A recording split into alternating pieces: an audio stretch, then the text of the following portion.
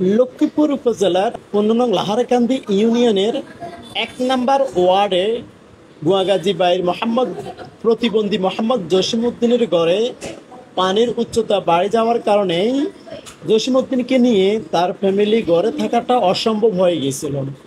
তখন তার ফ্যামিলি আসুপা যুব উন্নয়ন ফাউন্ডেশনের টিমদেরকে জানানো হলো। তখন আসুপা যুব উন্নয়নের টিম বারবার দুইবার পরিদর্শন করে গিয়েই উদ্ধারকৃত টিম বৈষম্য ছাত্র আন্দোলনের নাজিমউদ্দিন বাইকে জানানো হলো। তখন নাজিমউদ্দিন বাই তার টিম নিয়ে গুয়াগাজী বাইর মোহাম্মদ জসিমউদ্দিনকে উদ্ধার করল। উদ্ধারকৃত উপস্থিত ছিলেন আসুপা যুব উন্নয়ন ফাউন্ডেশনের অন্যতম সদস্য মোহাম্মদ রানা, গাজী মাহবুবুর রহমান, জহির খোরশেদ, হৃদয় আব্দুল কাদের ও ফজলুল সহ আরও অনেকেই। বৈষম্য ছাত্র আন্দোলনের উদ্ধারকৃত টিমে উপস্থিত ছিলেন নাজিমউদ্দিন জাবরান বাইয়ের নেতৃত্বে অনেকেই উপস্থিত ছিলেন সেখানে।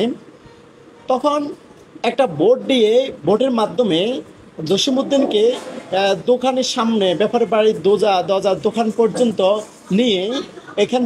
নিয়ে ভ্যান গাড়ির মাধ্যমে সাতখালী ইসলামিয়া দাখিল মাদ্রাসায় আশ্রয়কেন্দ্র নেওয়া হলো। তো ওখানেই নেওয়া হলো। আজ আমাদেরকে ভোট দিয়ে সহযোগিতা করলেন ব্যাপারী বাড়ির মোহাম্মদ বাহারুদ্দিন ভাই। আসলে নিজ ঘর সে কেউ যেতে চায় নাই, কিন্তু পরিস্থিতির শিকার হয়ে নিজ ঘর ত্যাগ করে মানুষ এখন আশ্রয়কেন্দ্র যাইতে বাধ্য হয়ে গিয়েছিল। দিন দিন পানির উচ্চতা বাড়ে যাওয়ার কারণে মানুষ খুবই কষ্ট করে আছে।